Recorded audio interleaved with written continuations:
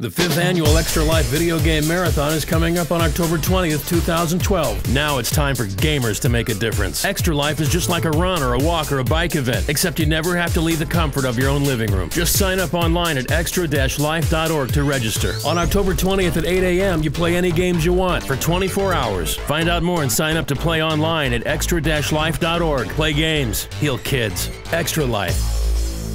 Do you have anything to talk about other than Guild Wars 2 or no? Nothing new. Did you play any Walking Dead? Not yet, no. Come on, man. I haven't had time. You've had time. You just allocated it differently. Well, yeah. You don't get to level 41 without doing some work. Draw your sword, knock your arrows, and ready your spellbook. It's time for another episode of The Gamesmen. What role will you play?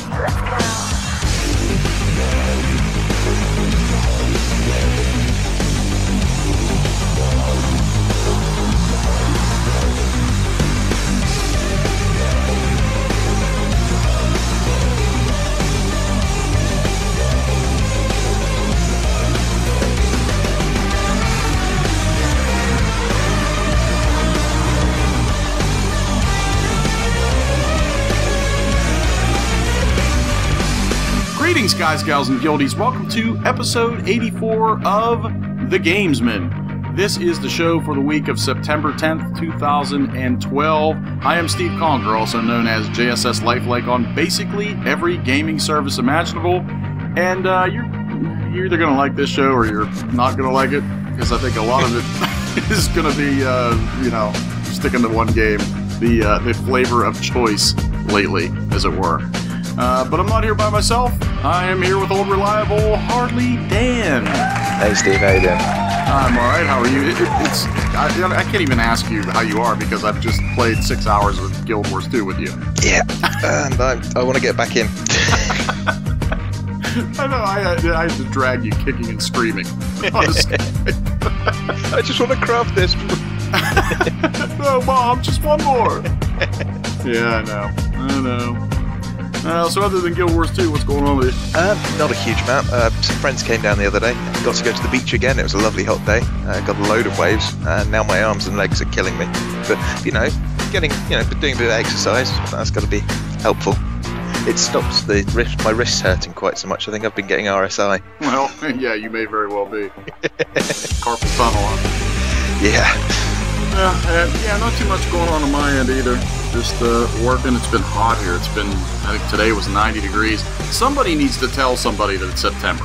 I mean, this is ridiculous. It's definitely September here. I've got my thick jumper on and digging out my thick socks. It's getting cold at night now. See, I think I could survive in the UK. I think maybe I'd be better off over there. Well, if you want to swap. Well, I know. You'd probably be more than happy to. The rain doesn't really bother me, but the temperature seems lovely. Yeah, generally it's pretty nice, livable. I'd be all over that. Doesn't get too hot, and too hot's a pain in the ass. At least when it's too cold, you can put warmer clothes on. Yeah, well, when it's hot, you can't rip your skin off. That's the problem. Nah. Yeah.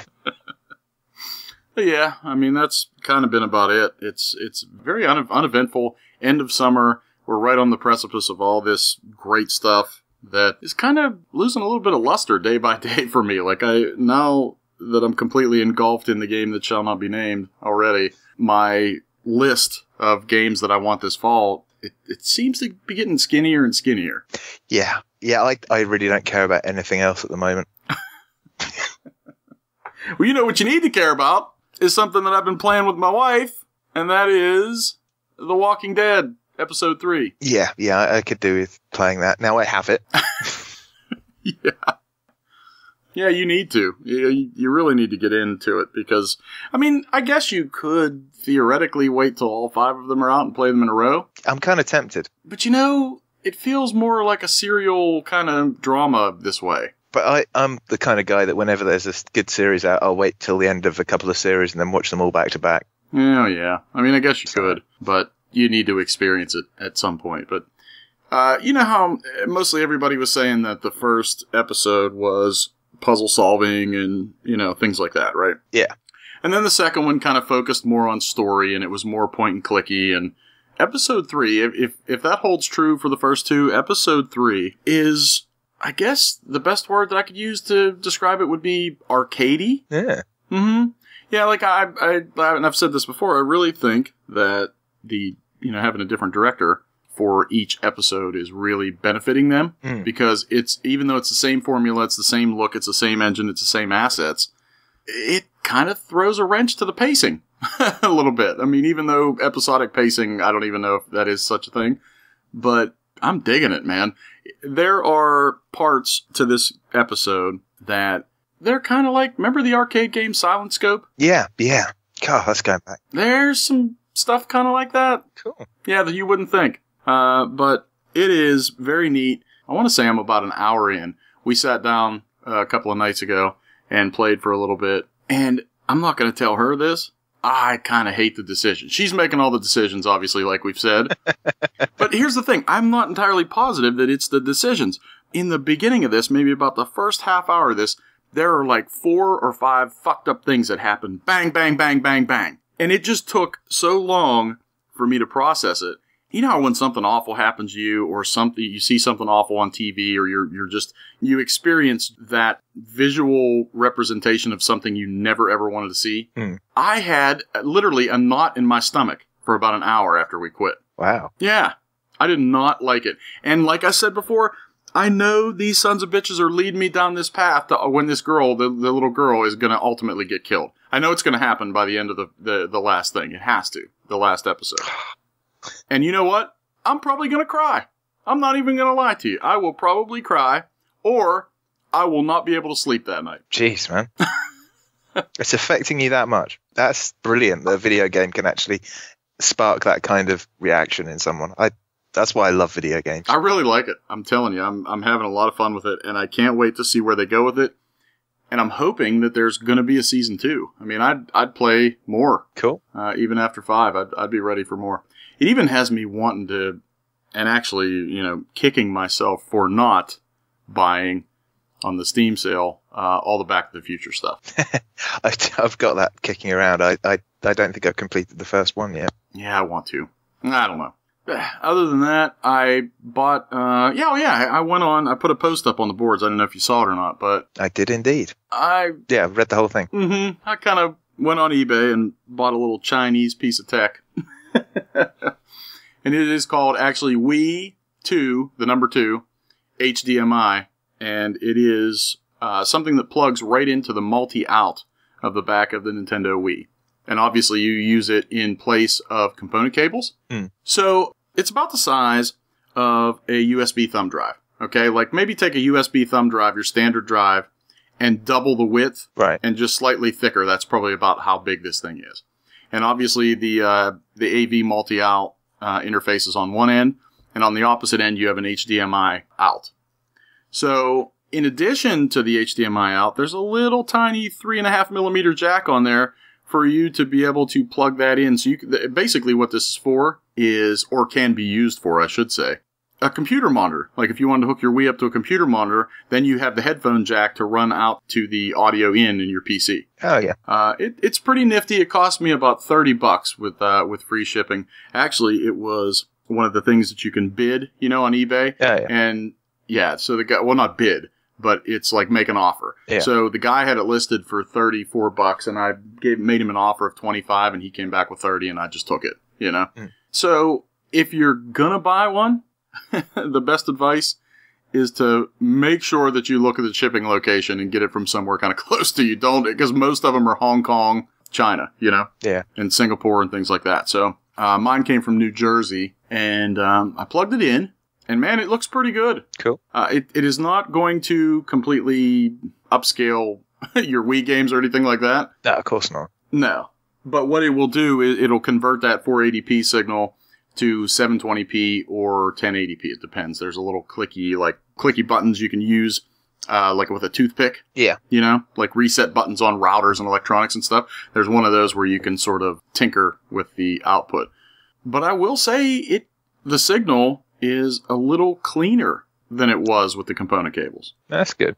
Yeah, I mean, it's not terribly noticeable, but the audio sounds miles better. Now, is that because you've got a decent signal going to your surround sound amp? Or? Well, yeah, it's actually, my receiver is my switcher, my HDMI switcher. Yeah. So it is actually running through the receiver and then out to the TV. So I don't know. That could be it. Yet I would imagine that that's the reason. I'm getting a better signal transmitted over one cable instead of two little RCAs, Yeah. But it didn't come with much, man. It came with these little tiny, vague, like, instructions fold over. It should have been fairly self-explanatory, I imagine. Yeah, it's not hard. I mean, it's really not hard. You plug it into the Wii, and you plug an HDMI cable into the other end, and it either works or it doesn't. Yeah. So, the last story looks pretty good. It's the Wii, and it is what it is. And the reason why I did this was my wife sort of commandeered the Wii. She couldn't find the remote to her Roku box. So now she needed something, some way to stream Netflix. So I disconnected the Wii back here. Yeah. And took it and the component cables and everything out to the other TV. But a long time ago, and on purpose, just for this sole purpose right here, I bought an extra power brick and an extra IR receiver to put out there. And that was when we had the old TV, the SD TV out there, so I could just use the regular composites. Cool. Well, now that's a different story because my old Tube Toshiba HD is in the front room now. So now all I have to do is take the head of the Wii and take it out there, plug it into the component cables, and then when I want to bring it back here and play, I just bring it back here, plug it in the Wii to HDMI. That's cool. And it's done. Pretty cool, and I guess you could say it's kind of useless because it's at the end of its life. But, a couple years down the line when I want to use it on another TV or, something like that. Yeah, you never know what you're going to end up using an old console for. Or let's say I go somewhere and I know there's only going to be a computer monitor there. Bang. Guess what's going on with me? So, hey, you sent me a text the other day. Well, a WhatsApp text. For something on the Android marketplace on the Play Store that was an NCSoft thing? Yeah, it's a little game from Fabrication Games and NCSoft. It's called Project Bell, or Project 83113, if you don't speak Leet. And it's quite a cool little free side-scrolling platformer shooty kind of title. It's got swipe controls, which is a little bit weird to start with. You just swipe left or right to start running, and then up to jump. You tap the screen and she fires, and you've got to collect crystals, and so much so average. But it's actually really quite fun. You get this cool little kind of comic book kind of storyline going on. And it's a fun little game, especially for free. Oh, it is free. Yeah, it's still free at the moment in the UK. I don't know about anywhere else. Well, here's the thing. When you sent that to me, I checked it out, and it says that thing is not available on the server. So it is either not available in the United States, or there's some kind of proxy thing restriction on it or something. Yeah, but it's great fun, and if you can get hold of it, it's worth checking out. If you haven't got time for the other big NCSoft thing that people have been playing recently, can't think what that's called. Yeah, there's something there, huh? Yeah, it's just something to do when you're sitting on the bus or having a bar. Yeah, nice little time waster. That's pretty cool. Well, I would say that you talking about NCSoft is probably the perfect place for us to break this off and bring in Mr. Entropicurity, and we're going to discuss the big game of the week and the big game of on our plates at this point, and that is Guild Wars 2. Oh, we're talking about that.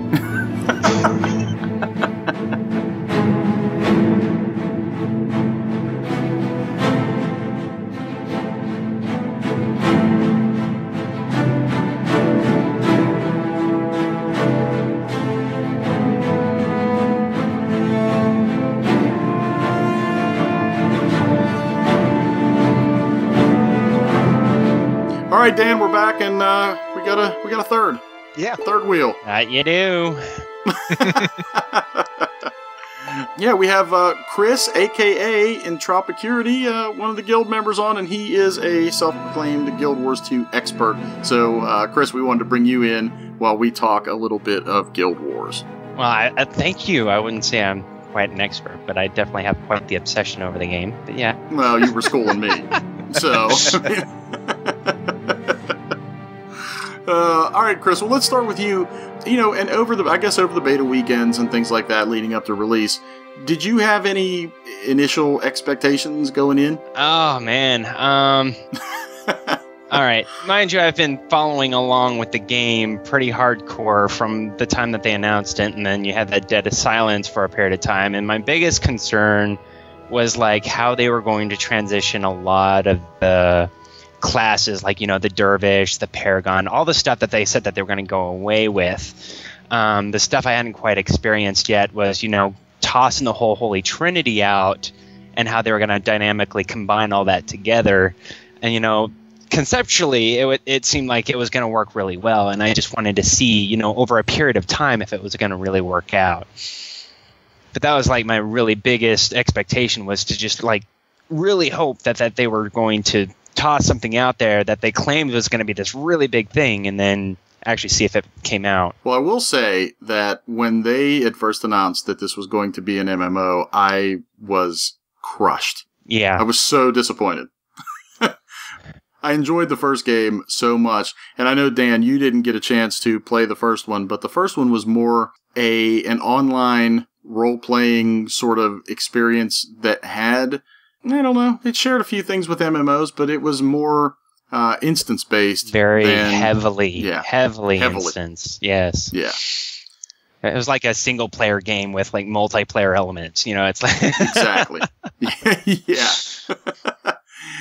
So, Dan, any initial expectations? Now, you got in, you played 2 beta weekends, right? No, the penultimate weekend I played. Oh, just the last one. Okay. Second to last one.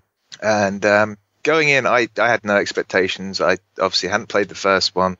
I knew I didn't like MMOs because I'd tried a few others. And, my expectations weren't high. And for the first few hours, I was still kind of on the fence. But then after playing that weekend, I couldn't wait to play it. It was just, my mind was made up within the first 9 hours of playing it. It's like, okay, my money, where do you want me to shove it? I can only fit so much on my monitor. Take it now. Take my money now. Give me the game.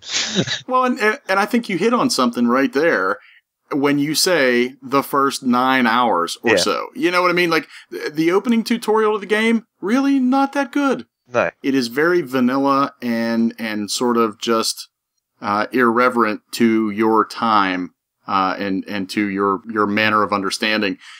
It's almost like they expect you to have MMO knowledge going in. To a point. I mean, but then again, anytime you're dealing with an MMO where you have like a bazillion levels, I mean, you're going to have a certain level of, okay, I definitely need to invest at least some kind of time into this. I mean, it was like that with World of Warcraft, and once you hit that sweet level 20, you're thinking, okay, I definitely want to see where this goes, at which point, it sucked your life out, but, And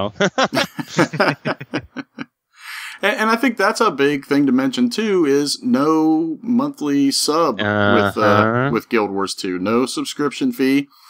Completely microtransacted through the Black Lion Trading Company, which it seems to be kind of shady, but I think I would rather be able to buy gems online and then convert them into gold rather than buying gold from some Chinese auctioneer. Yeah, and there's don't think that they're not there either. I mean, I've already gotten tons of emails from them, but Yeah, Dan, you have no idea the amount of gold spammers and stuff in the original.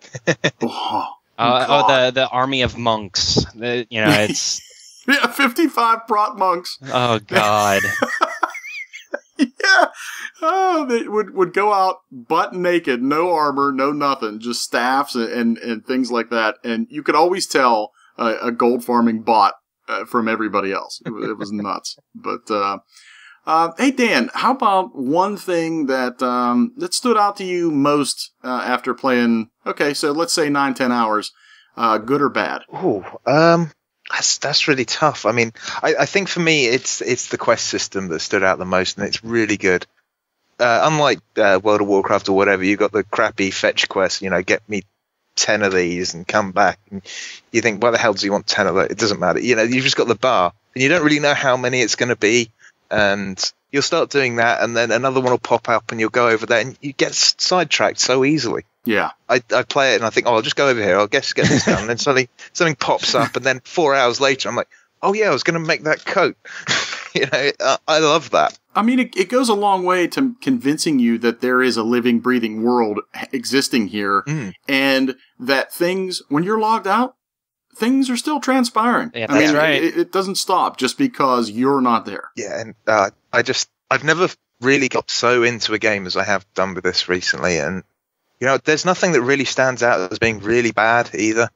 It's just, as far as I can tell at the moment, it's all good. Well, I think the one thing that stood out to me, it was bad from my perspective, but I've kind of found a way to cope with it. Chris, if you remember in the original Guild Wars, it was sort of like a World of Warcraft thing where you could just click on an enemy, and no matter where that enemy went, your character would kite it and, automatically catch up with it and continue to attack. Even at the dismay of aggroing everything, yes. Exactly.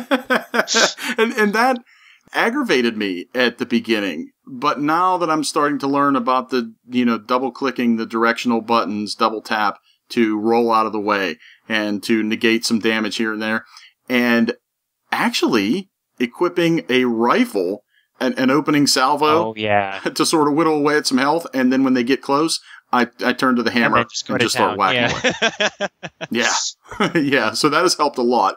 That, and in the super huge scaled sort of world events, where there are anywhere from 20 to 50 people standing there whacking away on a boss. Oh, God, yeah. My number one key is going to be worn out on my keyboard. Yeah, you got that. And that kind of helps with the ranged weapons too, I think. Yeah, I mean, now some of the boss fights, are insane. There's one in particular that comes to mind. There's a small little outpost, and the dice of, I think a plateau or something. I think it's like Town of Nageling. But there's a huge troll that just comes in. It might be a giant. And he just stomps everybody. And if you're within melee range and he stomps, you are knocked on your rear end, thrown back, and you lose like half of your health. Okay? But here's the thing. If you see his knee coming up, you can dodge to the left or to the right, so you're still in melee range. By the time you're out of your roll, he's stomped, and you've evaded the attack, and you can still continue it. Yeah. There's a lot of telegraphing, but it's a lot easier. A lot of people are just switching to, ranged attacks and just, plinking at it, which, it just prolongs the fight, because melee, I have found, I'll be with my bow all day, but once I switch to that sword and dagger, I am dealing tons of damage. Yeah, there's a lot of times where I will start with a ranged weapon like that. Oh, yeah. It could, because it seems like the ranged weapons are pretty good at having some base status effect skill to them. Yeah, some kind of control of some sort, definitely. Exactly. Yeah, so once you institute that, what I got in the habit of doing was switching to my melee weapon, running in, and hitting that endure pain skill that I don't even take damage for 5 seconds, and I just whack away enough, back out, switch back to the ranged weapon.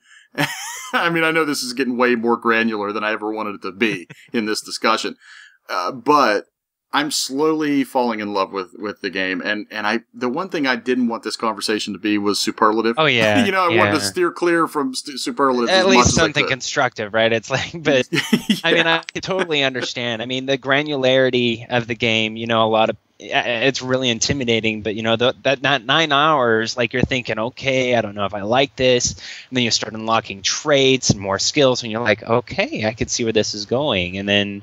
Yeah. I mean, I can see a lot of people's complaints that, the skills aren't unlocking fast enough, but I honestly haven't noticed it. Anything stand out to you, good or bad? My biggest gripe right now, mind you, there's a lot of stuff I really like, but two things. My two favorite classes, Thief and Guardian. The Guardian, I don't know. I'm still kind of experimenting with it, but they are extremely gimped when it comes to ranged combat. They have a single attack, a single weapon set that goes out to what you would expect, a pistol to go. I mean, we're not talking longbow, we're not talking, rifle. We're just talking, entry-level ranged attacks, and that's kind of abysmal, especially since the attack, for it to go from your scepter to your target, it's actually a slow-moving effect, and it doesn't trigger anything. There's no way to augment it. It doesn't filter through fire effects to catch your target on fire or poison effects or whatever. It's just this slow-moving attack. You can spam it all you want, and to a point, it can get to its target. It's just I don't know. And then the staff, for the Guardian is ranged, but it's more meant to be spammed behind an ally towards an enemy, because while you're dealing damage to the enemy, you're also buffing your ally. It's like a double thing. Mm-hmm. But even then, you have one attack you could do every, I think it's like 6 or 8 seconds, and it's just pathetic. I mean, like, mind you can sacrifice it to heal people, but I mean, you don't see as much of an impact like you do with, the stacking effects from a lot of the other weapons that, like, Ranger, for example, has, or Warrior. Yeah. But, they also, they're a support class. I mean, I can understand that to a point. It's just, I don't know. And when you're dealing with long-range stuff, it's kind of a pain. And then with the Thief, at first, the initiative thing, I was running out of initiative all the time. Dual pistols is extremely expensive on your initiative bar. I mean, just doing 2 unloads and you're empty, and you have to sit there and just spam the first attack skill until you get enough after, 12 seconds, and then you're like, okay. Whereas other classes, they can spam all their skills in one bar, switch to the next weapon set, and still have things to do. I could technically do the same thing, but even if I switch out of my weapon set, I still have no initiative.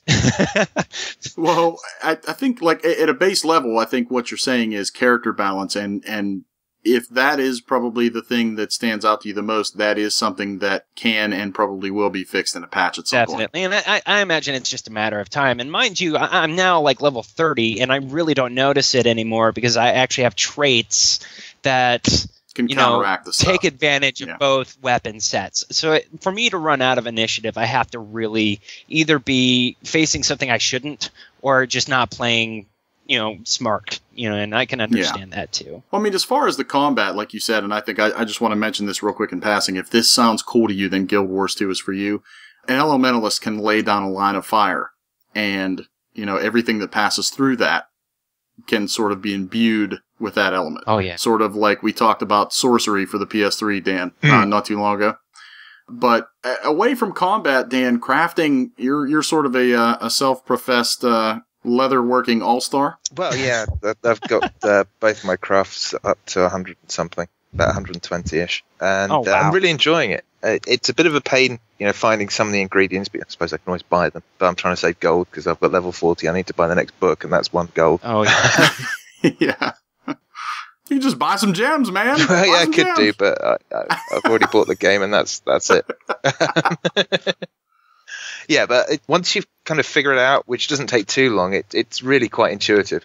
I think the crafting system's been done very well. It's not like Lotro where they put it in as one of the main quest lines and you can't move on until you've done the crafting quest. And those ones really pissed me off because there was something that you couldn't make yourself and you had to trade with someone else. Yeah. Just forced you into interaction with other people, and I didn't want that. Now, if I want to interact with people, that's fine. But Guild Wars 2 doesn't do that. It's a really simple way of doing it, and I think it works very well. Well, it's a lot like, and I don't know if you ever played this, but it reminds me a lot of some of the servers that Neverwinter Nights that used to have faux online persistent worlds, Oh, yeah. And there was a mod for craftable natural resources, and the whole CNR mod like that was, in a lot of ways, similar to what's going on here in Guild Wars 2, in the fact of, you need 10 copper chunks to smelt to make, and a lump of tin to smelt a bronze ingot. Yeah. Right? Yeah. And from that point, then you can use your ingots to make your helmet kettle. And then you need bolts of cloth to sew and thread to sew together to make the helmet lining. Then you can make. So it's varied and staged and staggered in that way, which you would think, and I did at the beginning think, oh God, this is going to be tedious. But they really handle it with glitter and sparkles and all kind of stuff to make you feel like you're the smartest person in the world that just invented this thing that millions of other people have already done. Yeah. And, the fact that crafting gives you XP, World of Warcraft, you used to think, I won't bother crafting until I've got to, level 20, 30 or whatever. Yeah. Whereas, the sooner you start crafting in Guild Wars 2, the better off you're going to be. And it's just a great way of doing it. There's no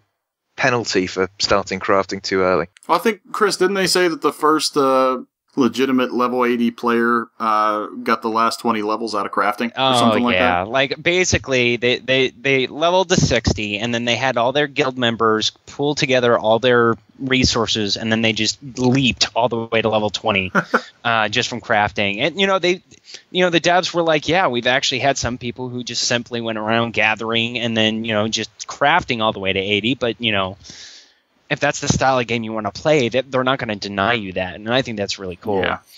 Although perhaps Minecraft might be better. At that point. Well, I did want to say, just to mention briefly, that the guild building experience is completely different now. Now you queue up things to be researched, and you use influence points to buy them. So everything that you had in the first game is sort of done a little bit differently now, but I don't know, Chris, if you could change one thing about Guild Wars 2 overall, what would it be? I'd have to seriously think about that. I mean, out of everything that I've seen so far, I think the biggest thing, oh boy, I honestly don't know. I mean, I've really enjoyed a lot of it. The overflow servers are really good.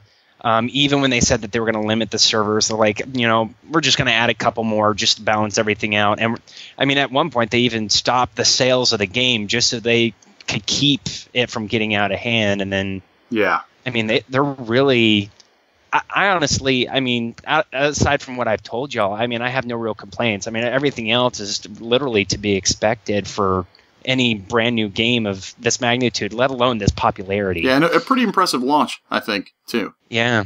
I mean, obviously they've benefited from beta weekend after beta weekend after beta weekend. Yeah. Some of the newbie gear could use some, I don't know. It is newbie gear. It'd be interesting to get access to some really spiffy looking stuff with your crafting profession. Yeah, but you know what? That's just me being picky. I like looks. Speaking of, I was standing there crafting some armor at the armor smithing station the other day. Yeah. And I just get a random email from somebody that must have been standing right next to me that sent me level 75 armor. Oh, wow.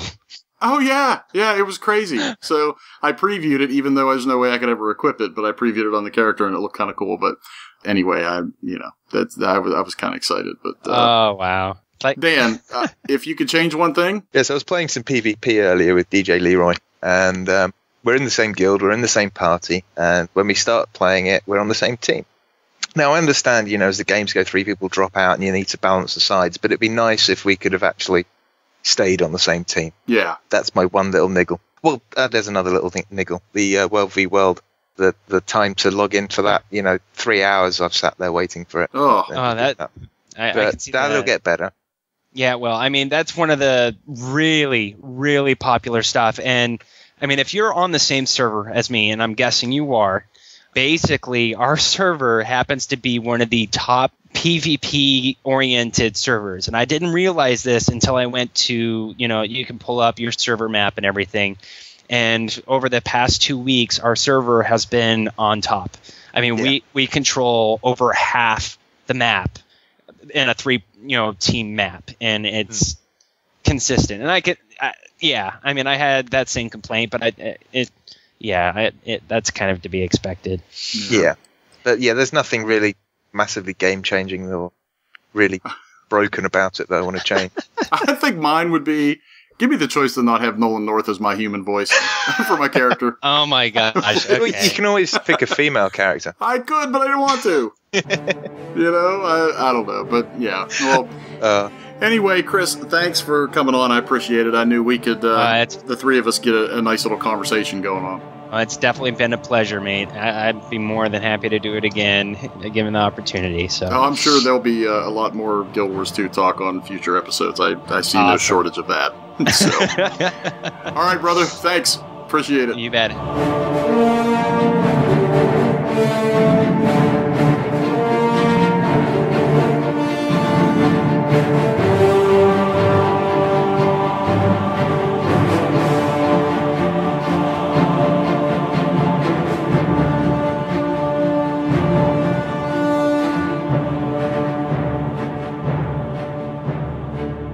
Hey guys, this is Teflon or Jason Johnson, either way you want to call me.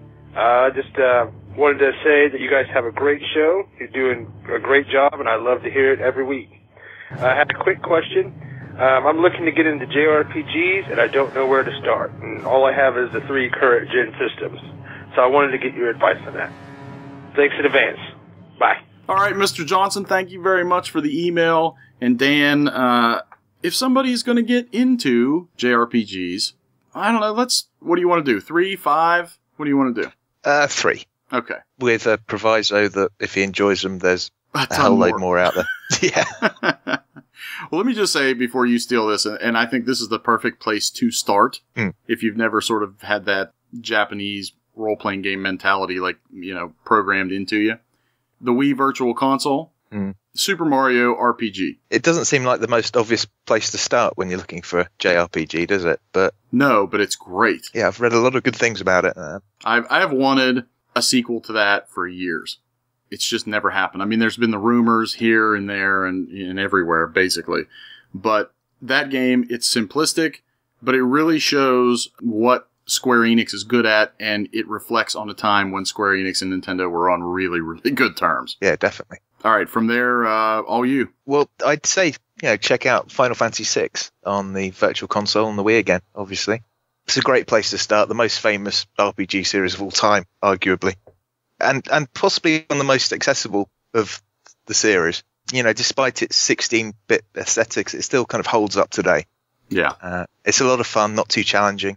Yeah, another great entry point to see what all the Final Fantasy fuss is about. And then, of course, if you like that, you can try the other Final Fantasies. Yeah.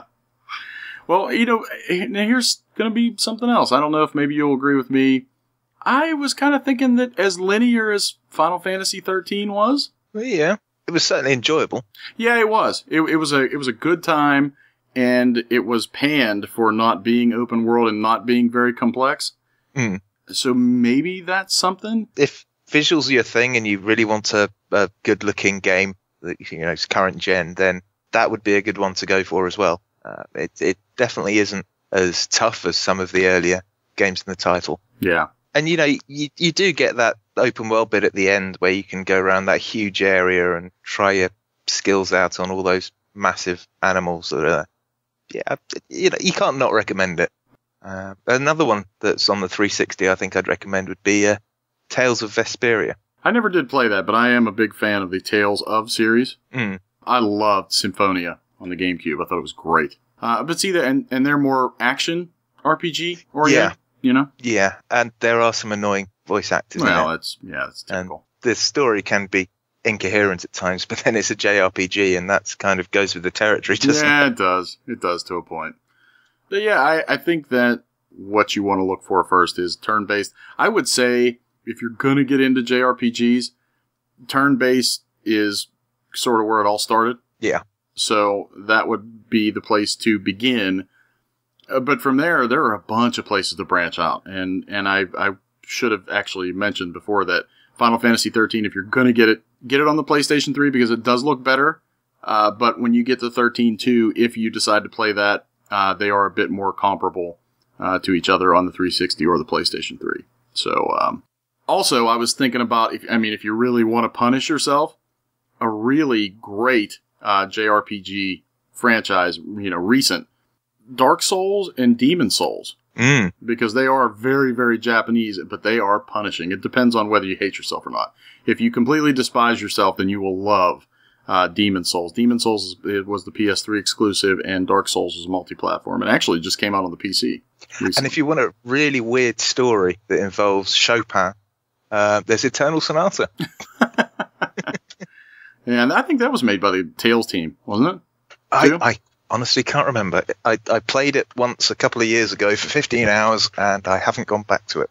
Maybe it was people that left the Tales team. I don't know. I can't remember. Something like that.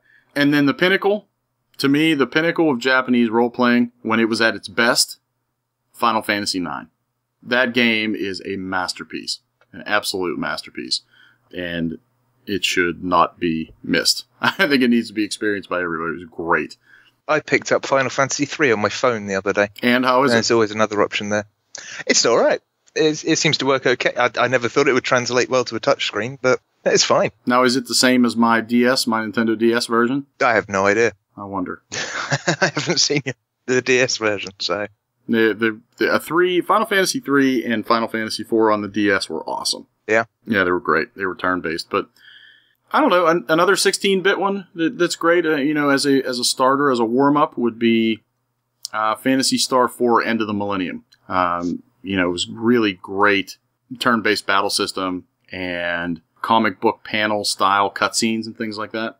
Yeah. But the greatest thing about that was you could program macros, and each of your characters could use a skill, and then the skills could combine to do other things, and it was great. At the time, there was nothing like it. I would say perhaps steer clear of some of the online versions of the JRPGs that are out there, because there's just no one playing them anymore. Except, well, if Phantasy Star Online 2 looks pretty good for the PC. Well, yeah. So that could be something. Yeah. Yeah, I mean, there are so much out there. You know what? Actually, it might be a good idea to maybe make a thread on the boards, and we'll all put our input in and see what we can come up with, and maybe some other people too. So rank them up. So maybe, you know what? Maybe I'm going to do that after the show. Cool. All right, Dan, how about shout outs for you for episode 84? Yeah, basically it's to everyone that I've been playing Guild Wars 2 with. Yeah. Yeah. I've had great fun with, actually, it's not all of them, but the ones I've had played the most with. Obviously that's you, Steve. Yeah. DJ Leroy, Amorous89, Zerum Wing, Raw Messiah, Pebbles, and Claire Louise. It's been great. Looking forward to some more time in game with you guys. Yeah, it's been a good time. But for me, I guess it's kind of the same thing. The Guild Wars 2 crew. I got my buddy Kerry in there, Namtra Yurik. He's all joined up. We had a post in the Introduce Yourself thread on the boards from KevFH67. And we got him all added up and invited to the guild. So welcome. And as usual, VGHub.net. There is a wealth of great gaming content at VGHub.net. There's basically something for everybody. So, Dan, web for the week to come. Yeah, for this week, pretty much just Guild Wars 2. Or Raid Call, Hardlydan. Guild Wars 2, my username is Hardlydan.4219. Yeah. Also, Twitter, as ever, Hardlydan. Yeah, that's about it. You, Steve? Oh, yeah, just the old faithful, JSSLIFELIKE, pretty much everywhere. That's Steam, that's Skype, that's PSN, that's Xbox Live, that's Twitter, that's Xfire, that's, I don't even know, PS3trophies.org. I don't know. And JSSLifelike.7546 on Guild Wars 2. I mean, and that's probably where I'm going to be. I'm probably only like a half an hour or an hour away from the end of Darksiders. I really got to get on that. Man. And get back to some Last Story. I haven't done that either, but... All right, Dan, this is the place where you pay your fare. Right. Don't forget, check out our Facebook page. Hit that like button. We've got a few new likes this week. We've got Josh Letts, Jason Mann, James Tansley, Christina Loro. So thank you, guys. Yeah, thanks. Yeah, I've been spamming it out to my friends on Facebook. Now, don't forget, you can catch us on Stitcher, and it's that point in the show where I'm asking for your money. Not for us, but for those poor, sick children around the world. Please, please, please put your hand in your pocket. Sponsor us, doesn't matter how much or how little. Go to extra-life.org/team/VGHub Team 2012. Yeah, I should probably mention this for me. Two things. My personal fundraising page, every $5 donated is going to get you an entry into the raffle for one retail game, $49.99 to $59.99 of your choice. So it's not like I'm going to give away just a Battlefield 3 like I did last year. So it'll be the game of your choice. So if there's something this fall that you want, hop on over to my page and, give it a whirl. So number two, I've been in contact with Amanda Olar down here at Pittsburgh Children's Hospital, which is the hospital that I'll be playing for. And as you're hearing this, actually, I might be on the phone with her right now when you're listening to this, because we are going to try to get together, and maybe I'm going to try to go down there and maybe spend an afternoon down at Children's Hospital and try to get the experience so I can relay it to all of you and to relay just how important your sponsorship is. And over the next couple weeks, listen to the show and listen for all of your favorite VGHub All-Stars that are going to be playing on our VGHub Extra Life team. So completely forgot to mention about the stuff I've got to give away, but I'll do that next time. we'll do that now. Yeah, I've got a few things to give away as well. Anyone that sponsors me gets into the raffle for. Well, it's not as good as Steve's, so there's no minimum sponsorship, but I've got some stickers, some key rings from the guys over at Codemasters. Insert Coins t-shirts are giving me 2 £10 discount vouchers. I've also got a t-shirt up for grabs. Cool. And possibly some games from Alchemy Labs. Awesome. Okay, we want more voicemails.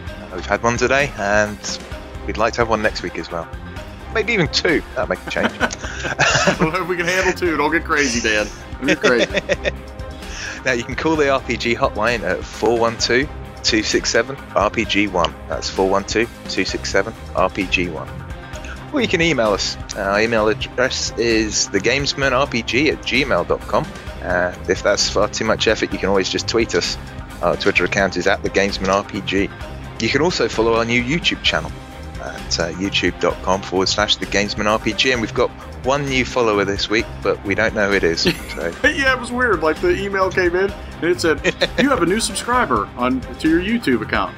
This person doesn't quite yet have a channel of their own, so, yeah, we don't know who they are. So, if you are that person, let us know. Yeah. shoot us an email or something, or a YouTube comment, or something like that. So. And don't forget, leave us an iTunes review.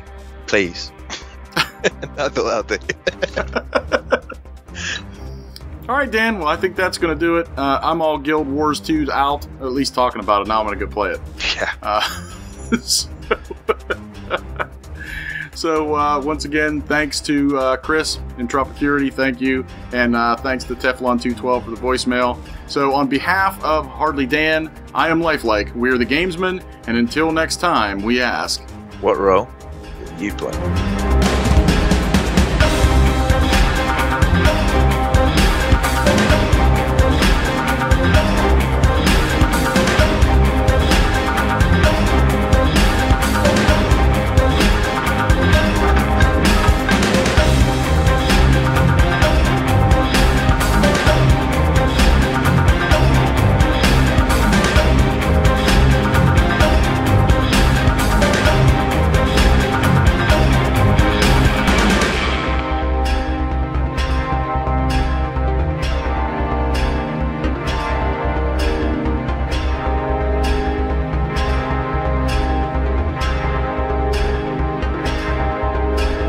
Fully satisfied with this podcast, please return any portions for a full refund. So you can run and tell that, homeboy.